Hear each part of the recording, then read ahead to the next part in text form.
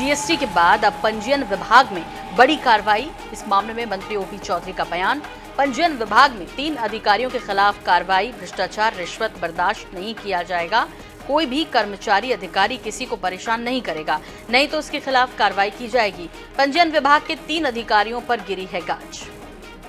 तो कोई भी कर्मचारी अधिकारी किसी को परेशान नहीं करेगा, ओपी चौधरी ने कहा, नहीं तो उसके खिलाफ कार्रवाई की जाएगी। पंजीयन विभाग के 3 अधिकारियों पर गाज भी गिरी है। आपको सुनवाते हैं कि ओपी चौधरी ने क्या कहा है। जीएसटी में निश्चित रूप से प्रदेश के लिए राजस्व महत्वपूर्ण है, बट कोई भी अधिकारी कर्मचारी गलत तरीके से अपना रिश्वत वगैरह लेने की कोशिश करेगा, कुछ गलत करने की कोशिश करेगा, प्रताड़ित करेगा छोटे व्यापारियों को, ये बर्दाश्त नहीं किया जाएगा। इसी तरह की शिकायत आने पर जॉइंट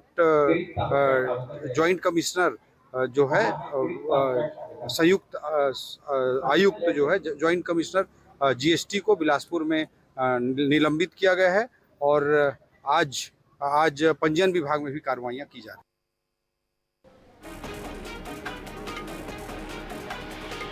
इस पर ज्यादा जानकारी के लिए बात करेंगे, हमारे सहयोगी मनोज नायक हमारे साथ जुड़ गए हैं।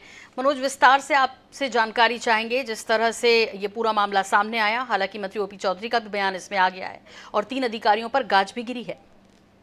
मैं सबसे पहले आपको बताना चाहूंगा कि सबसे पहले जो है कल ही जो है मंत्री ओपी चौधरी ने जीएसटी विभाग के जॉइंट कमिश्नर है दीपक गिरी, उनके खिलाफ बड़ी कार्रवाई की और उन्हें सस्पेंड कर दिया। उनके खिलाफ शिकायत मिली थी कि कोचिंग कारोबारी को प्रताड़ित कर रहे थे और जैसा कि मंत्री ओपी चौधरी का भी आज बयान है कि किसी भी प्रकार से आम जनों को या कारोबारियों को प्रताड़ित किया जाता है अधिकारियों के द्वारा, तो इसे बर्दाश्त नहीं किया जाएगा। यदि कहीं से भी भ्रष्टाचार की शिकायत आती है तो इसे राज्य सरकार कतई बर्दाश्त नहीं करेगी। और इसी एक क्रम में जो है आज एक और फिर बड़ी कार्रवाई मंत्री ओपी चौधरी ने की है। पंजीयन विभाग में भी 3 अधिकारियों के खिलाफ शिकायत मिली थी, उस पर भी एक्शन लिया गया। तो इससे साफ समझा जा सकता है कि राज्य सरकार जीरो टॉलरेंस की नीति पर आगे लगातार बढ़ रही है और किसी भी हाल में करप्शन की शिकायत या आम जनों को यदि कोई अधिकारी प्रताड़ित कर रहा है, किसी प्रकार की शिकायत आ रही है, तो उस पर फौरी कार्रवाई भी की जाएगी। यह राज्य सरकार की ओर से स्पष्ट कर दिया गया है।